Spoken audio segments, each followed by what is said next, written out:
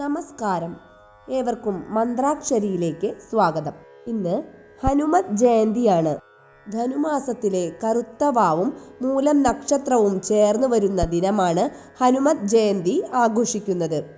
ഹനുമാന്റെ ജനനത്തെക്കുറിച്ച് അനേകം കഥകൾ ഉണ്ടെങ്കിലും ശിവപുരാണ മാഹാത്മ്യത്തിലെ ഹനുമാന്റെ ജനനകഥ കേൾക്കാം.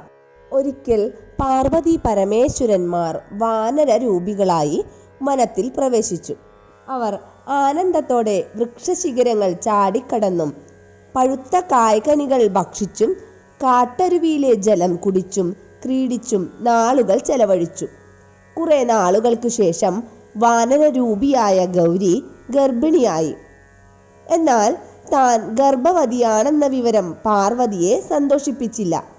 വാനരാവസ്ഥയിൽ ഗർഭം ധരിച്ചതിനാൽ തൻ്റെ ശിശു വാനരൻ ആയിരിക്കുമെന്നതിനാലാണ് ദേവിക്ക് സന്തോഷം തോന്നാത്തത്. സർവലോക സുന്ദരിയും ഐശ്വര്യദായിനിയുമായ പാർവതി ഒരു കുരങ്ങന്റെ മാതാവാകാൻ ആഗ്രഹിച്ചില്ല. ദേവിയുടെ അപ്രസന്ന ഭാവത്തിൽ നിന്നും ശിവശങ്കരൻ കാര്യങ്ങൾ ഗ്രഹിച്ചു. ഭഗവാൻ തൻ്റെ യോഗശക്തിയാൽ പാർവതിയുടെ ഗർഭസ്ഥ ശിശുവിനെ പുറത്തെടുത്തു.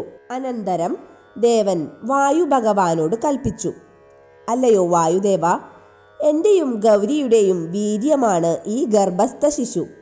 ഇവന്റെ മാതൃപദം അലങ്കരിക്കാൻ ദേവി താൽപ്പര്യപ്പെടുന്നില്ല. ഇവനെ സംരക്ഷിക്കുവാൻ ഞാൻ അങ്ങയോട് ആവശ്യപ്പെടുന്നു. ദേവാ, ഇത് അവിടുന്ന് എനിക്ക് നൽകിയ കൽപ്പനയല്ല, അനുഗ്രഹം തന്നെയാണ്. മഹാശ്രേഷ്ഠനായ ശിവശങ്കരൻ്റെയും ദേവി ഉമയുടെയും ശിശുവിനെ സംരക്ഷിക്കുവാൻ കഴിയുന്നതിൽ പരം മറ്റെന്ത് ഭാഗ്യമാണ് എനിക്ക് വേണ്ടത്?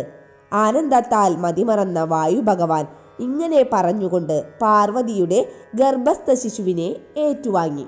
വായു ഭഗവാൻ ആ ഗർഭസ്ഥ ശിശുവിനെ മാറോട് ചേർത്ത് പിടിച്ചുകൊണ്ട് ത്രിലോകങ്ങളിലും സഞ്ചരിച്ചു. കാലം കടന്നുപോയി. ഗർഭം പരിപക്വമായി തീർന്നു. അപ്പോൾ വായു ഭഗവാന് ഒരു സംശയം തോന്നി. ഈ ഗർഭസ്ഥ ശിശു ആരിലൂടെ ജനിക്കും? അക്കാലത്ത് കേസരി എന്ന വാനരരാജന്റെ പത്നിയായ അഞ്ജന പുത്രലാഭാർത്ഥം തപസ്സു ചെയ്യുന്ന വിവരം വായു ഭഗവാൻ അറിഞ്ഞു. അദ്ദേഹം അഞ്ജനയ്ക്ക് മുൻപിൽ പ്രത്യക്ഷനായി പറഞ്ഞു, ഹേ അഞ്ജനെ, പുത്രലാഭാർത്ഥം നീ അനുഷ്ഠിക്കുന്ന തപസ് മതിയാക്കൂ. ഊഷരമായ നിന്റെ ഗർഭപാത്രത്തിനുള്ളിൽ ഞാനിതാ അതുല്യപ്രഭയുള്ള ഒരു ശിശുവിനെ നിക്ഷേപിക്കുന്നു. അവനു വേണ്ടുന്ന പരിചര്യ ചെയ്ത് അവനെ ശുശ്രൂഷിച്ച് നീ വാഴുക. ഇതു കേട്ട അഞ്ജന ആനന്ദ സമുദ്രത്തിൽ ആറാടി. അവൾ ഇരുകൈകളും കൂപ്പി വായു ഭഗവാന് സ്തുതി പറഞ്ഞുകൊണ്ട് ആ ഗർഭം ഏറ്റുവാങ്ങി. വായു ഭഗവാൻ അഞ്ജനയെ അനുഗ്രഹിച്ച ശേഷം അപ്രത്യക്ഷനായി. അങ്ങനെ ദിനങ്ങൾ കടന്നുപോയി. അഞ്ജന സൂര്യ തേജസ്വിയും ബലവാനുമായ ഒരു പുത്രന് ജന്മം നൽകി. അവന്റെ ജന്മത്തിൽ പ്രപഞ്ചവാസികളെല്ലാം ആഹ്ലാദിച്ചു.